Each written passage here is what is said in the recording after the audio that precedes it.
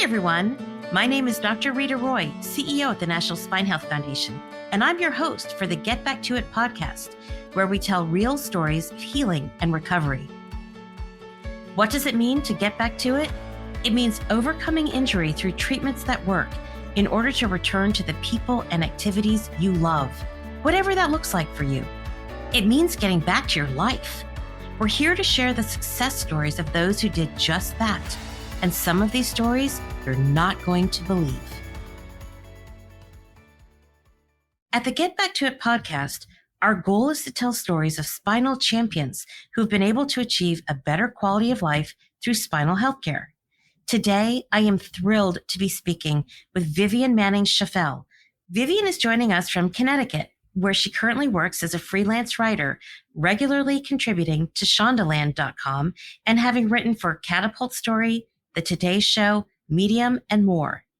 Aside from her writing career, Vivian is a mother, wife, and a spinal champion. Her spinal champion story spans 17 years and begins with raising young children. Vivian's story speaks to the challenges of having multiple spinal surgeries, including navigating childcare post-surgery, mental health, and what she describes as traumatizing levels of pain. With those challenges in mind, Vivian comes to offer encouragement to other patients through sharing her story of hope and healing. You'll have to tune in to hear just how Vivian's journey plays out. Now that you know what to expect, let's get back to it and dive right into Vivian's story. 17 years ago, when Vivian's son was just a 1-year-old, she decided to bring him to a Mommy and Me music class, which involved dancing around the room. She was enjoying her time with her son until she picked him up and felt something had gone terribly wrong in her back. I went to pick him up and I had to stop what I was doing because I was in excruciating pain. It was so difficult to get my son back into a stroller. And then on top of it, I needed to stroll him back home, which was about a 20-minute walk across a bridge to my apartment. I had no idea how I was going to be able to care for my son the rest of the day. I'm pretty sure I put on the TV and just let him sit there until my husband could figure out how to get out of work and get home. Upon diagnosis, it was discovered that Vivian had a moderate herniated disc at L4, L5. She was treated with a cortisone shot, which reduced her pain, and given Percocets to be able to avoid surgery. What wasn't revealed at that time was that Vivian also had degenerative disc disease. For some context, I had been in a car accident at the age of 23.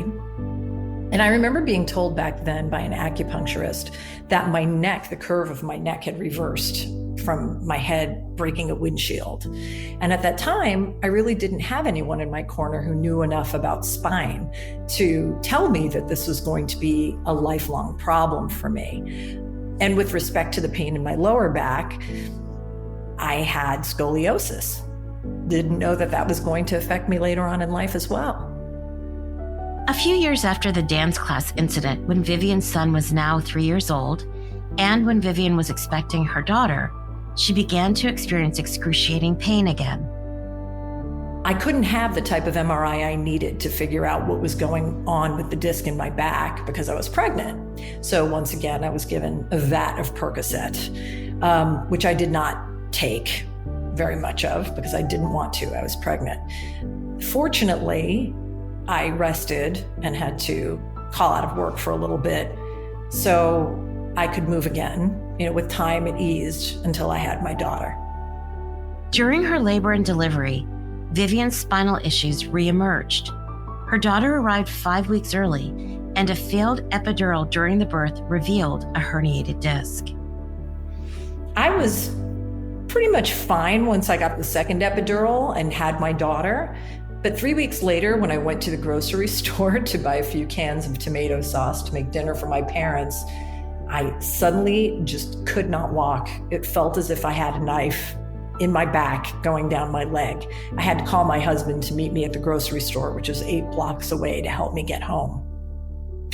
It was a nightmare trying to navigate caring for a toddler and figuring out what was wrong with me. So they finally diagnosed me with a severely herniated disc, and I had to have a laminectomy and discectomy at that point. But navigating the whole surgical experience was something of a nightmare because we didn't have family around and I couldn't pick up my daughter. So we had to hire someone to help us. She was all of 5 pounds, mind you. And as you can imagine, hiring someone is very expensive and not covered by insurance. But it was the only way that after 6 weeks, my poor husband was taking care of me post-back surgery, a 4-year-old, and a newborn premature baby at home. And none of that childcare is covered by insurance. Vivian was experiencing so much pain, the regular activities such as walking a few blocks to the grocery store became unbearable. Caring for her children was impossible. She had hired help to help her manage her young children. And at the recommendation of a friend, saw a surgeon in the city who recommended for her a laminectomy and discectomy at L4, L5. Vivian underwent the surgery with her very young children at home. This was a very disruptive time for her. The surgery worked and kept her comfortable for a few years. Things changed in 2010.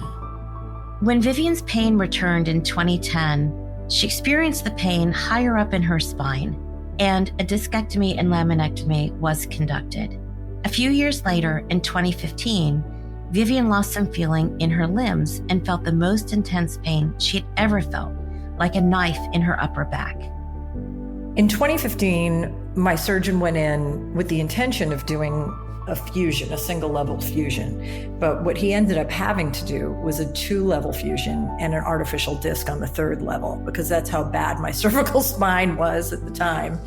I was so grateful to learn about this artificial disc technology because I understood that it would preserve my ability to move and drive a car and do all the things that I needed to do. But it was expensive because the disc was not covered by insurance.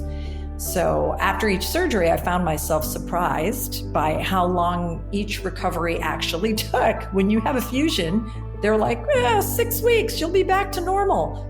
It's not 6 weeks, not even by a stretch. I wished I had had better expectations, or I just wish I had had a more realistic outlook or more information about what my recovery was realistically going to look like with my lifestyle. With that said, I'm trying to fight off. I haven't had surgery since, fortunately, 222, but I'm very careful about what I do and do not do to preserve my spinal health. Over the years, Vivian had 4 surgeries, and today shares with us that she does have spinal arthritis from the years of healing from operations. She knows her limitations. She can't work out the way some others do. She can't do a spin class, and she can't ride a roller coaster. She had those experiences before and is grateful to have new ways of taking care of her body.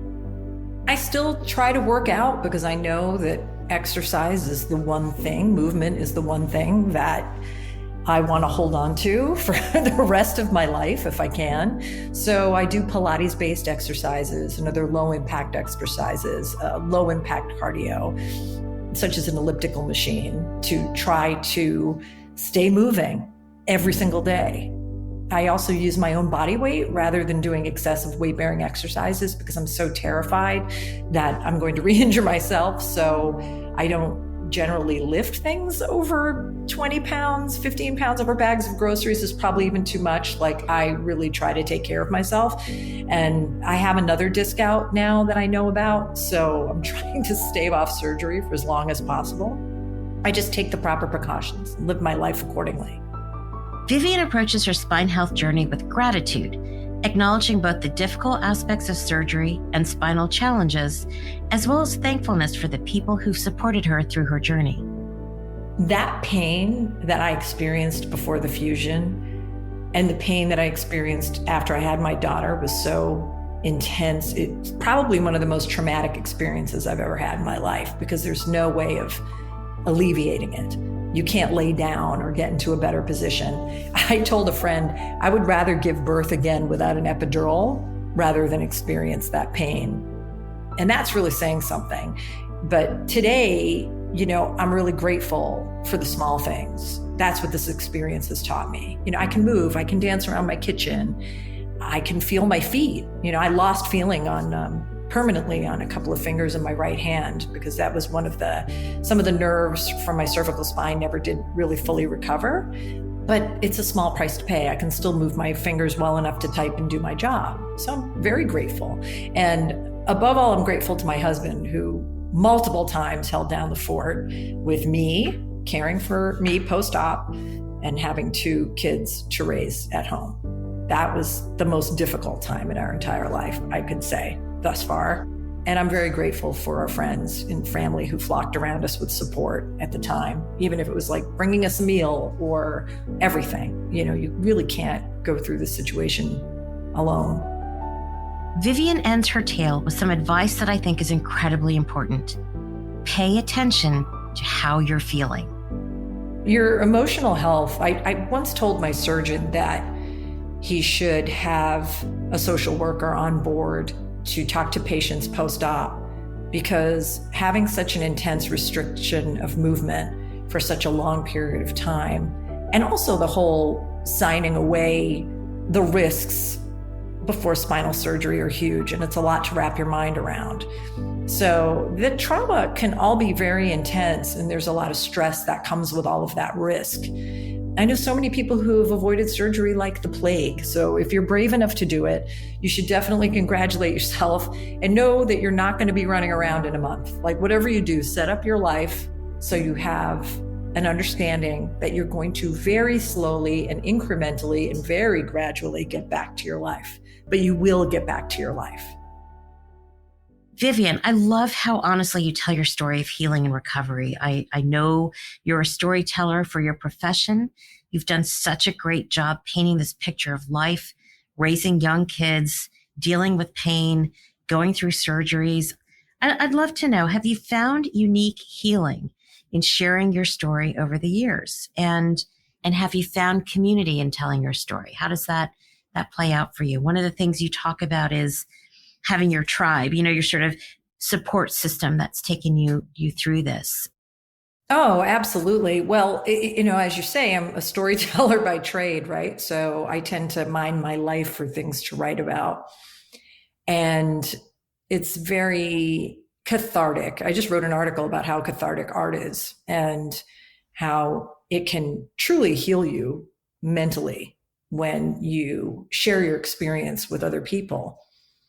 I feel like when I first found out that I needed spinal surgery, there really wasn't that much out there. And all I was finding online were nightmare stories about people who didn't recover, people who were struggling through botched surgeries, issues.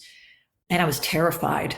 I was absolutely terrified, which is why I'm so grateful you guys are doing what you're doing, because you're sharing stories of recovery. And that's what people need to hear when they're facing spinal surgery. Yeah, I personally relate to that as well.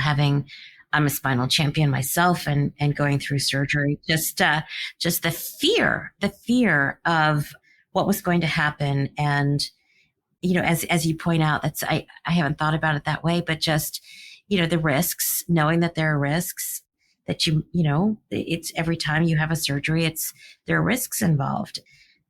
But, you look at the pain and the disability and you think, I can't live my life like this. I've got to try to change this. I've got to go through with this. So having a supportive community, having a supportive family, friends around you, other spinal champions that you can talk to or reach out to really helps get through those scary times, I think. And that's what we're trying to do here is create a community where others can hear these stories and say, I think I'm going to be okay. I'm going to get through this. It's going to be okay.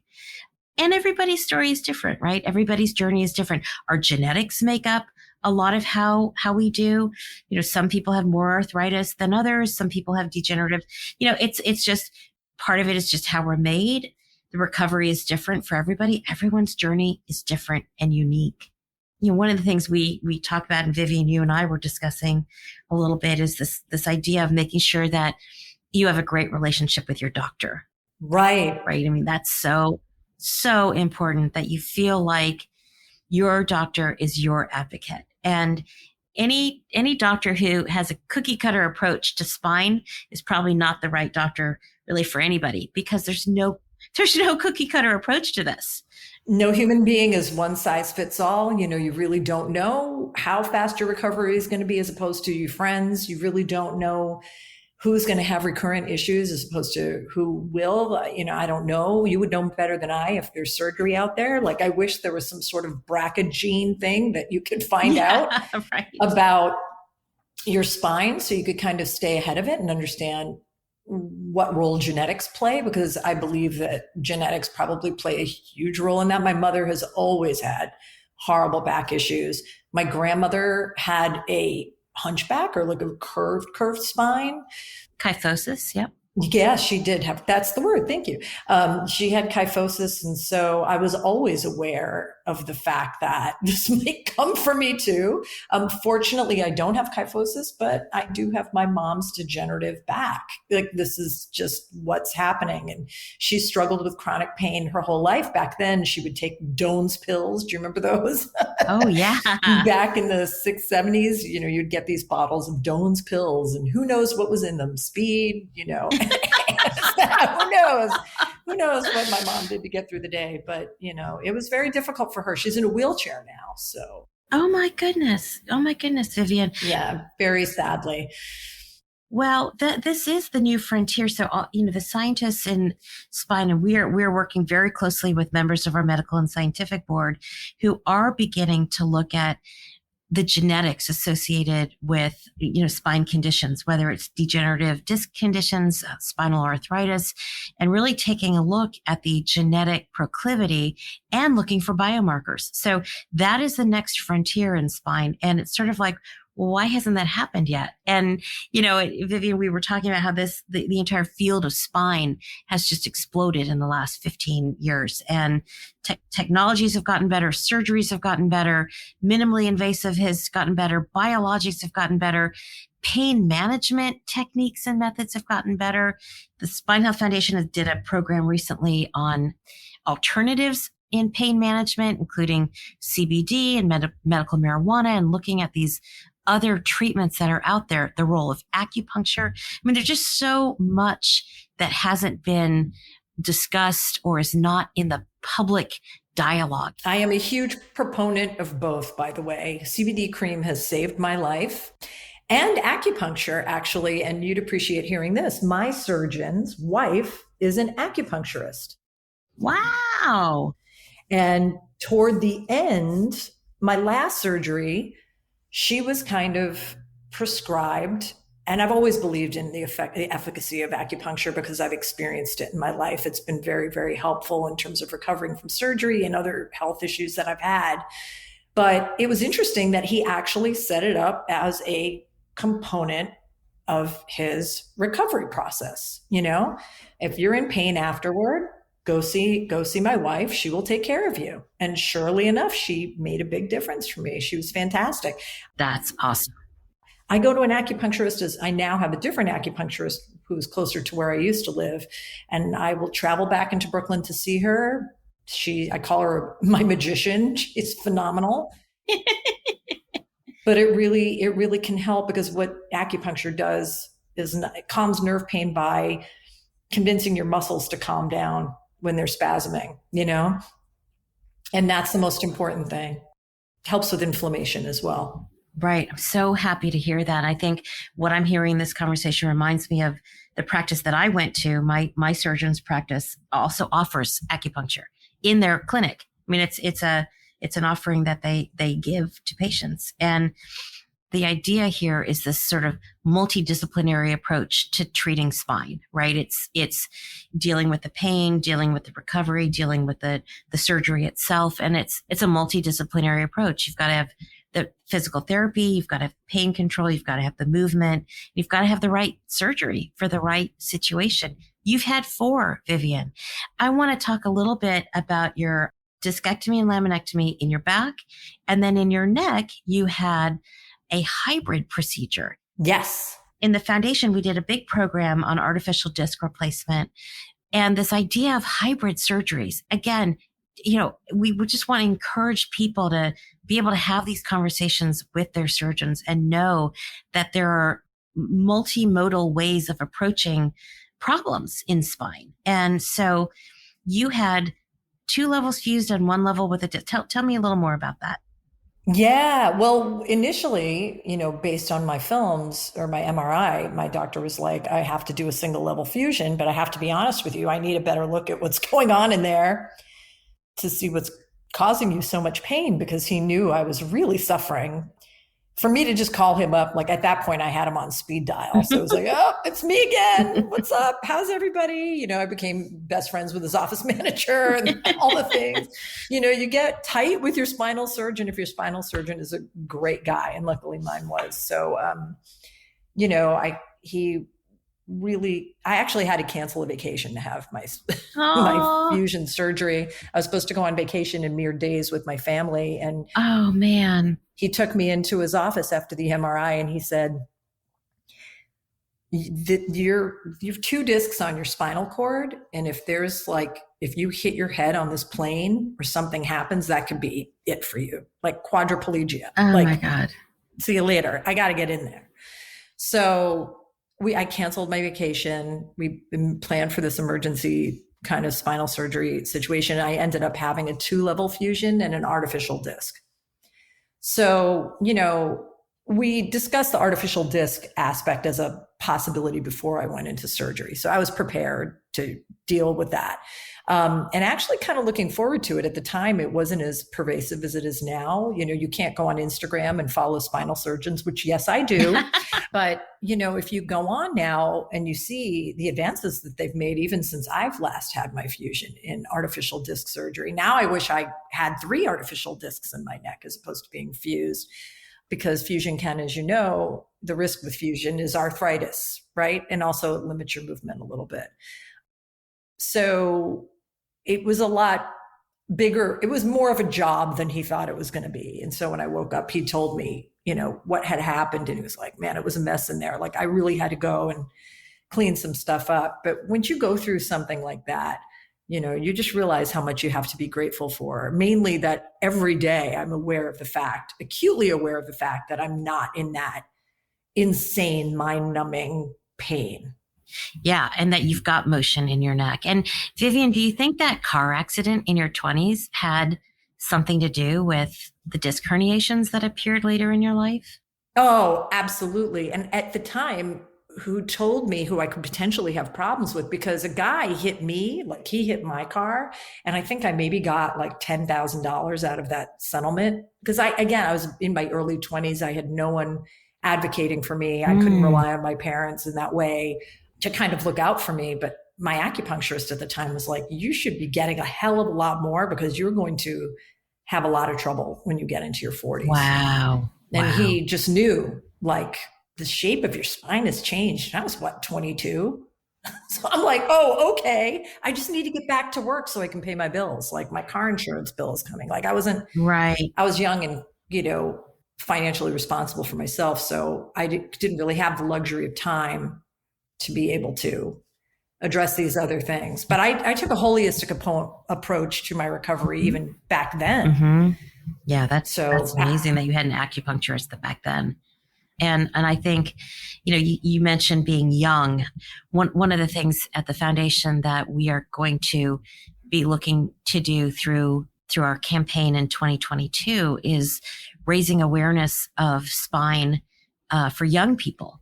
Because I think kids just don't think about college kids, high school kids, young people really just don't think about their neck or back. And they think, oh yeah, back problems, that's an old person's thing. Actually, in our society where kids are doing more intensity sports at younger ages, they're improperly weightlifting, they're learning improper weightlifting techniques when they're in school and carrying that into their young lives, we're seeing epidemic levels of spondylolisthesis from improper activity with kids. And so we think that there's really a need to teach kids, here are some things to think about when you're thinking about your spine and taking care of it as you grow and as you age. And it's something that's really hard, I think, for kids to think about. but something that I think we need to begin to start raising awareness of. Oh, absolutely. I can't look at my kids hunched over their phones without thinking like, sit up straight. Now I realize I sound like my mother, but it's a little bit more intense these days because aren't kids developing legit spinal issues from being hunched over? The actual technical term, the medical term for that is tech neck. It's literally called tech neck. It's the condition of hunching over your iPhone, your phone or your computer or your game system where you're literally, your shoulders are drawn in and your neck is bent, and it's a condition and it's called tech neck, and it's a problem. And what we're trying to tell people is that our messages on education with why does posture matter? It's not that you have to sit with proper posture all day long, but you have to be aware of your posture. So if you're slouching for a little bit, that's okay. Change it. Set a timer during your day. Every 30 minutes, move, change your position, shift your position. If you're at a computer, hunched over your computer, set that timer, and every 30 minutes, stand up and stretch and move. Go get a drink of water. Hydration is really important for your spine. Go get some water, move your position. Don't hold any one position for too long. And that's a big educational message that we try to push out on all of our channels. Right. My daughter had scoliosis at a young age. And fortunately, as she's grown, her spine is straightened out a little bit. But one thing that her orthopedic doctor had told her was, look, when you've been on a computer or on a screen for an hour, go stand against a wall with as if you're under arrest with your arms spread next to it. Do the butterfly stretch the wall. Yeah. And she was big about that. But going back to what you were saying about sports, like I can't even watch a football game because it's very traumatic for me. All I think of is like, what's his spine going to look like in 30 years? I know. Like this poor guy's going to have so much surgery. I know. Oh my God, I know. Like I can't. It's traumatic for me to even look at that stuff. And I see everything in terms of medical bills now. Like people watch, you remember Jackass, that TV show, whatever, where people are like running around and jumping off of bikes and into piles of garbage, just doing like stunt work. And I'm like, you're insane, because I'm thinking, that's another $200,000. That's another $300,000. I know. I think of that, and I think of I wince just thinking of how much pain that kid's going to be in later on in life. I know. It's like, you have no idea how much that's going to cost you one day. Yes, exactly. So I hope you enjoy whatever you want on that bet right now, because you should probably have charged 5 times that. Right. Vivian, I want to talk a little bit for just a couple of minutes here about sort of this idea of patient expectation. You kind of touched on that in your story. We are involved in what we're calling the patient expectation study here. So we're looking at, can early education, preoperative education help people recover better? And the studies are showing that the more people know about their surgery and what is being done in their surgery and what they need to do after surgery, the better the outcomes are. So I'd like for you to talk with me a little bit about what expectations you had going into your surgeries and what you think you could have done to have a different expectation of the outcome or to manage those expectations.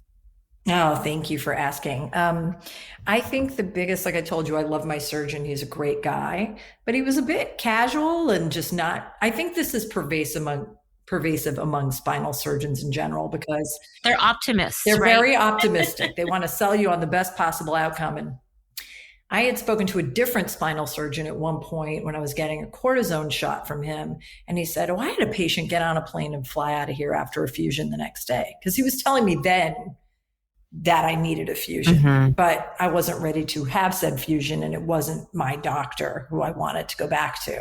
But this guy was incredible with cortisone shots, so I went for that. And I think that kind of mistakenly gave me the expectation that I was going to be like up and at him in no time. And I think when they say 6 weeks, they mean a hard 6 weeks. Yeah. They don't mean you're going to be up and doing a jig. Yes, the part about being in less pain, when you wake up, almost as soon as you realize what's going on and the anesthesia wears off, is 100% correct, because whatever was on your nerve isn't on your nerve anymore. So you do feel some relief, but that pain does come back, and it takes a long time for the pain receptors of your body to understand that they're not being compressed anymore. Right. So, pain has nerves have memory, as you know. It's retraining the brain on that. Right. So it takes a while for your brain to kind of understand that it's not experiencing the same trauma on the inside that it was. So there were many days where I was like, oh my God, it didn't work. Like I would be 4 weeks in and I would perhaps have overdone it a little bit that day. The first thing I want to say is that if you experience pain after a few weeks, maybe don't panic. It's probably just your body telling you that you did a little bit too much that day. Mm-hmm. Depending on the level of pain that you're in. Of course, you should always talk to your doctor, but it's normal for weeks to go by and for you to have a resurgence of some level of pain. Right. And that's something that people don't tell you. So when you do have that pain, you've basically aggravated the muscles around where it is. You've got to think about it. They're cutting through muscles. They're cutting through all kinds of things to get to your spine. So all of that tissue has to heal around, and that takes a lot of time. I think the recovery is actually more like 3 months, to be honest, till you feel like you can go back and do things normally without sweating the small stuff. It's just very small incremental steps toward recovery. So 6 weeks, you can do stuff. You can drive a car, you can go back and walk around, you can do things pretty much. And that's when the fusion is set, really. It's 6 weeks to get that fusion set, right? I mean, that's what they talk about. Right. But it's normal for pain to come back beyond that to some degree, not the degree that you first had the surgery, but like to some degree. Yeah. And people don't understand that that's part of the healing process. And I think if they were made aware of that at the get-go, you wouldn't have so much fear of re-injuring yourself. Right. In your post-op time. Right. I remember that for myself being something that was really hard for me as I was going through physical therapy and just being afraid to do the exercises. And I didn't want to do the exercises at home without the therapist being there because I was afraid I would do them wrong and I would hurt myself. And it's that fear of re-injuring and it is traumatizing. It's terrifying. It's terrifying. You literally are afraid of making a wrong move. You are. All day, every day. Whether it's sitting on the toilet, you have to keep your head like straight and your back perfectly straight, even the little things right after you have surgery, the little things. And that was what really prompted me to work with the team here to build the Spinal Champion program and this podcast. It's those little things that you want to talk to people about that your surgeon doesn't necessarily talk about with you. It's the little things. And I think every spinal surgeon should have like a patient advocate on staff that someone can call post-op, preferably someone who's been there, who can hear you, who can help guide you. Right. Or send them to the National Spine Health Foundation. We'll put them in touch, right? Yes. I'm so grateful for the opportunity to share my story. And I hope in doing so, even if one person listens to it and they can relate to it somehow, I'm just glad for the opportunity. Well, thank you, Vivian. You've shared some really beautiful things that you're grateful about, despite the trauma you've been through. You've overcome. You're enjoying your life. You're taking such a balanced approach to talking about the difficult trauma while also, giving hope and inspiration as you tell your story. I guess if there's one last piece of advice or information or inspiration that you'd want to give, what would you say? Well, it's funny. I was just thinking about that. Before I had my fusion in my neck, my cervical fusion, I think I might have posted about it on Facebook or something like that. And a friend that I knew through business colleagues over time, but didn't know very well, messaged me out of the blue. And he said, listen, I had this surgery. I can tell you exactly what to expect, like really what to expect. So please reach out with any questions. I'm very, very happy to help you. My point is, reach out to other people who have had this surgery that you're about to have, because they are the best person to guide you through the process. Granted, take their advice based on their experience. It might be different from your own, but somebody who's been through it will really tell you how it is. You're not going to be able to get that advice. Community is just so important. And whatever you do, don't go down a Reddit rabbit hole. You're better off just finding real people who has actually had the surgery that you're going to have, because that is the person who's going to be able to answer your questions in a very candid way, your real questions, and give you the opportunity to realistically wrap your mind around what to expect in terms of your recovery. That was beautiful. That was awesome. Thank you. At the National Spine Health Foundation, something we believe in most is providing hope for recovery through sharing stories of success and expertise. It isn't always easy to find someone to relate to, even though 100 million adults suffer from neck or low back pain each year. To hear more stories of spinal champion recovery and access educational materials about spine health, visit us at spinehealth.org. If you're interested in supporting our show financially, you can contribute at the link provided. Thank you for listening.